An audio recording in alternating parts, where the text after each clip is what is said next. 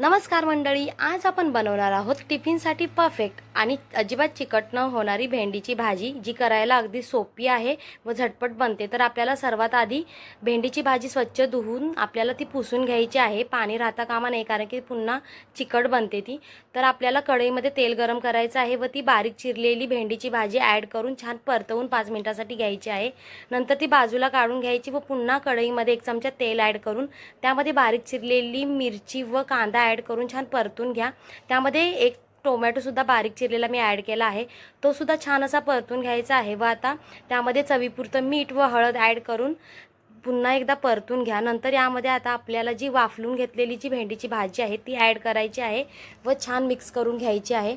नंतर यामध्ये आपण बारीक चिरलेली कोथिंबीर ॲड करतोय आणि त्यामध्ये शेंगदाण्याचं कूट 2 चमचे ॲड करून पुन्हा एकदा मिक्स करायचं आहे व 2 मिनिट झाकण मारून ठेवायचं आहे। तर अशा प्रकारे आपली भेंडीची भाजी तयार होते, जी डब्यासाठी एक उत्तम पर्याय आहे, जी लहान मुलांपासून मोठ्यांपर्यंत सर्वांना आवडते। तर ही रेसिपी नक्की ट्राय करा। तुम्ही याला चपातीसोबत किंवा राईससोबत सर्व करा। आणि तुम्हाला ही रेसिपी कशी वाटली मला नक्की कमेंटमध्ये सांगा व माझ्या चॅनलला सबस्क्राईब करा। थँक्यू।